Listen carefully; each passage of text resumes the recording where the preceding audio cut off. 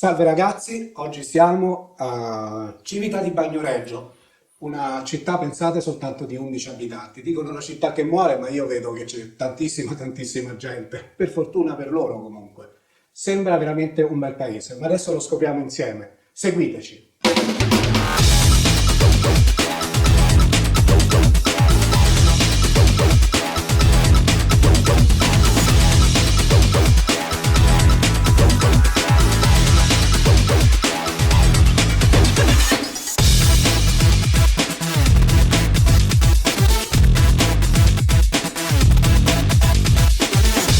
Bene ragazzi, siamo arrivati a Civita di Bagnoregio ed eccoci qua, una bellissima camminata, ma proprio bella lunga, dovrebbe essere di circa un chilometrino così a occhio, che ci porterà fino a sopra il paese, proprio la Civita, che già visto da qua sembra molto carino. Questo ponticello che ci porta fino a Civita, non lo so, mi ricorda tanto. Non ti sembra? Mi sembra una muraglia cinese.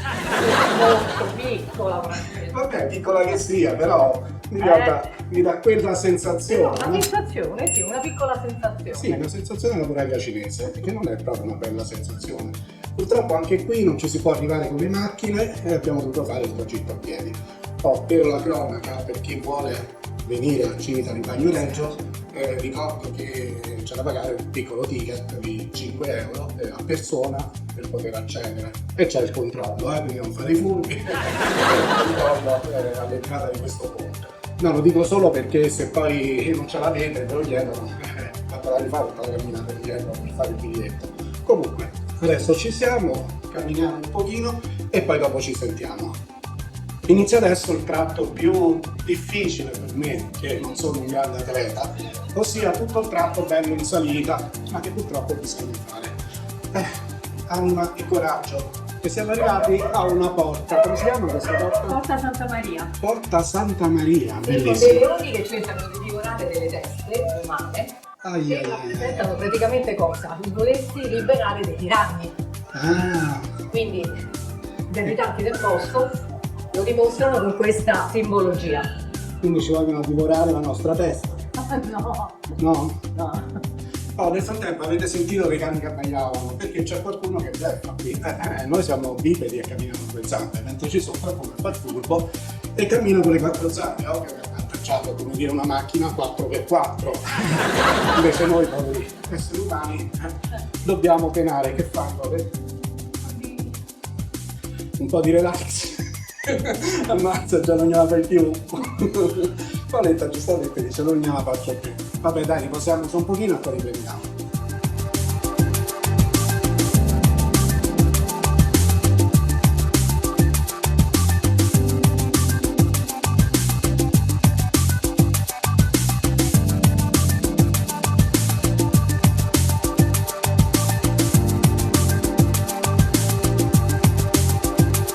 Questo è il Palazzo Alemanni.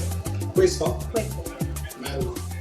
E dentro c'è il museo geologico. Museo geologico. Peccato che la chiesa, come si chiama questa chiesa? Io mi ricordo sempre la professoressa quando devo dire dei nomi di chiese, eccetera. perché Anche io- questa romanica d'impianto, ma poi successivamente ripresa in periodo rinascimentale. Ah, lo vedo. E all'interno c'è un crocifisso ligneo molto particolare che gli abitanti lo trasportano durante le processioni, specialmente per la Pasqua. Beh, molto interessante. Ma io sono affascinato da queste costruzioni, tutte in pietra, veramente uno stile. È tutto medievale e rinascimentale. Sì, Però la località ha origini etrusche. accidenti. Addirittura ha origini etrusche. Ma guarda questi vicoli. Vediamo se riesco a inquadrarli. Ecco, non so se riesco a darvi bene un'idea di quello che è, ma credo che solo l'unico modo è venirlo a vedere. Però è veramente spettacolare.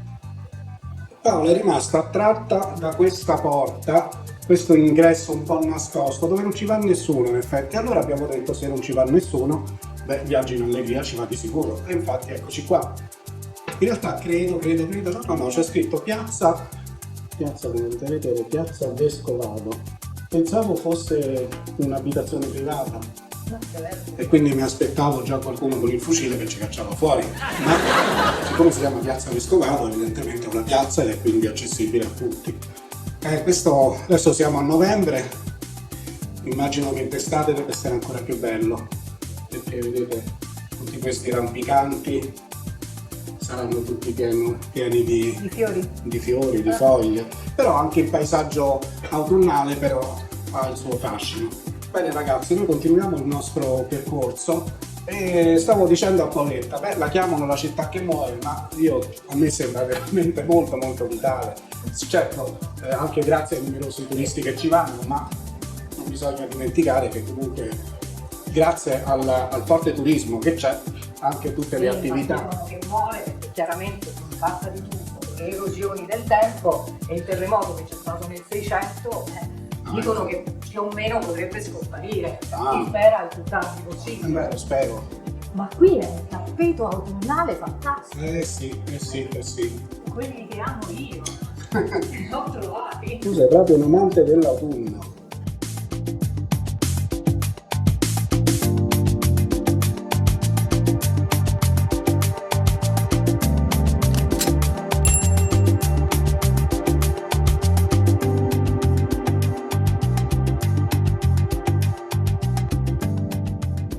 E qui vediamo due abitanti del posto, di cui uno è scappato, ne è rimasto uno, che come vedete anche questo è molto carino, ricorda un po' i gatti che abbiamo visto a Calcata, vero? Sì, paese che vai, gatto che trovi. Siamo arrivati al giardino del poeta, si sentono cani abbaiare, vabbè, si sentono i classici rumori di un paese. E qui Paola mi stava facendo notare questi strani vasi, che non sono vasi. No, sono borsette dalle quali praticamente spuntano le piante grasse, piante di qualsiasi tipo, con fiorellini di tutti i tipi, ma sono borsette. Sì. È una cosa che non avevo mai visto. No, neanche io. Sì. Del poeta, è poeta. È un poeta che come tale ha la sua vena artistica, è un bel giardinetto. Questo si chiama Arco degli Innamorati. Ah, questo è l'arco degli innamorati. Vabbè. Però io stavo guardando fuori l'arco. Sembra, mamma mia, c'è una veduta veramente mozzafiato. È veramente fantastica. E poi c'è come una specie, sembra il Grand Canyon. Vabbè, oggi sto a fare dei raffronti un po' così. Grand Canyon, la muraglia cinese, e vabbè, insomma, dai. Però mi ricorda questo, io lo dico. Guardate quanto è bello questo giardino. C'è la parte anche di sopra? Sì? Sì. Vabbè, allora ci andiamo. Per andare di sopra bisogna salire attraverso queste scalette molto strette, non molto ripide, quindi anche io ce la posso fare, però sicuramente scivolose. La mia raccomandazione è la solita, non cadere perché non ti vengo a prendere. Prego. Alla fine siamo arrivati sulla sommità di questo giardino, perché come diceva Paola è diviso in due parti, una parte è sottostante e un'altra questa sopra che vediamo adesso, molto molto curato. E poi c'è questa chicca, qui c'è un balconcino, Sì. che lo hanno titolato Titanic, perché praticamente è come stare proprio sulla Il Titanic.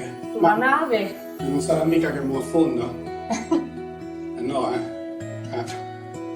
Dicono attenzione a non sporgersi, però questo direi che qui, accidenti, in quanto a panorama, Beh. non so se mi spiego, Beh, guarda, abbiamo girato tanti posti, devo dire che è una rarità.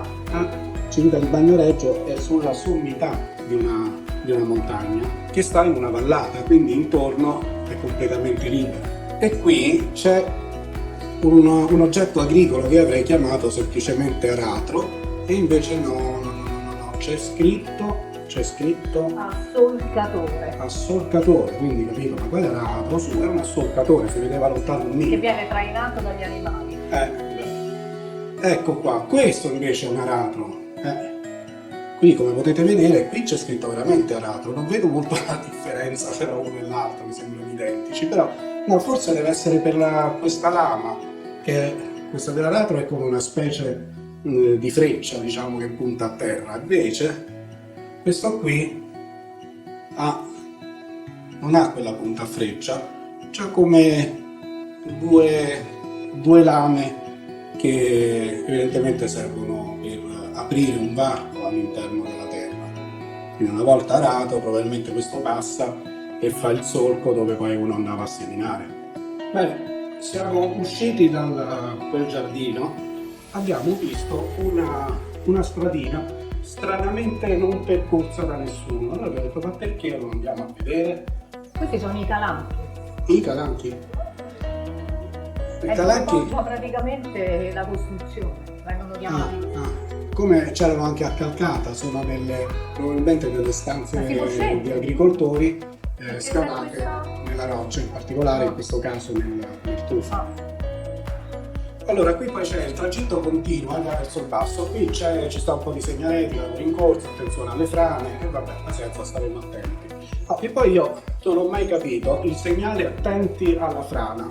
Ma uno cioè, se viene una frana, e non è che dice stai attento, dice uno vede una cosa che frana e dice me ne sono accorto e l'ho evitata. E se c'è una frana, ahimè, non puoi proprio fare nulla, quindi che mi avverte. Vabbè, me lo spiegheranno un giorno, magari chi ha ideato quel segnale. Qui la strada continua e va. Qui vedo cose incerte. Vedi cose incerte, in effetti. Un percorso, oserei dire impervio. Impervio, è proprio il percorso tipico di viaggi in allegria, no? Noi andiamo sempre alla ricerca di percorsi impervi. Sì, ma se portano da qualche parte. Beh, adesso lo scopriamo. Se ci fosse stato un segnale che diceva guardate che se andate di qua trovate questo, beh, qui c'avevi tutta la gente che veniva a vedere. Invece siamo solo noi e le cose sono due. O non c'è un tubo, oppure talmente impervio che pochi eroi ci possono andare. E invece ecco qua, invece vedi che valeva la pena. Certo, c'è la parte sotterranea. Parte sotterranea. È una sorta di galleria che, vediamo un po' se riusciamo a inquadrarla, è molto buia, quindi non so, provo a mettere l'infrarosso, vediamo se riusciamo a migliorare un po' la situazione, ma sì, forse con l'infrarosso va un po' meglio. Va bene, a questo punto, sempre buio, sempre non so dove stiamo. Ma siamo vicini all'uscita. Sì, si vede la luce, non saremo morti, perché vedo un tunnel e una luce. Che dici? Io mi sento vivissima. Sì, in effetti. Ho questa bella salsa di carciofi. Mi era venuto un dubbio nel tono, ma che è? Mi aspettavo Caronte dall'altra parte. Invece. Vabbè, comunque diciamo che è una galleria che passa da parte a parte il paese e che quindi poi ci porta dall'altra parte. Beh, comunque è suggestivo, non trovi? Ah sì, perché comunque è un percorso sotterraneo, come tutti i percorsi sotterranei su fascino. Intanto qui è venuto un altro personaggio del posto. Dove vai da solo? Senti il padrone? Bene, facciamo il viaggio a ritroso sempre all'interno della galleria. Questa volta abbiamo la luce alle spalle che si vede un po' meglio. Ci siamo quasi e a questo punto possiamo dire la famosa frase: tornarono a ritirare il sole. Noi ci pausiamo un attimo e poi riprendiamo.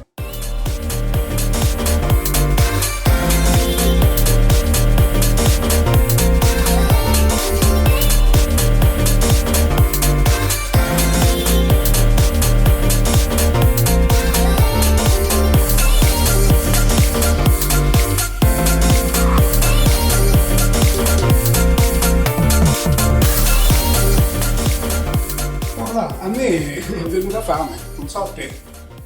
Sì. Che dici? Ci mangiamo qualcosa? Direi. Tra l'altro qui a Civita di Bagnoregio c'è praticamente l'imbarazzo della scelta, perché ci sono tantissimi bei locali, qui ne vediamo uno, sono locali tipici, quindi hanno tutta una cucina loro particolare. Per esempio qui possiamo leggere affettati, carne alla brace. Sono molte cose che veramente devo dire sono appetitose, poi servite sicuramente con un vino sempre locale. È la cucina di una volta, la cucina che ti fa venire voglia di mangiare soltanto a guardarla. Infatti a noi che già non ci facciamo pregare due volte quando si tratta di mangiare, qui ci stanno veramente facendo un attentato alla nostra golosità e quindi ci fermiamo. Bene ragazzi, il nostro tour a Civita di Bagnoregio termina qui e noi non potevamo che chiudere con un po' di bruschetta e del vino rosso. Alla prossima! Alla prossima! Ciao.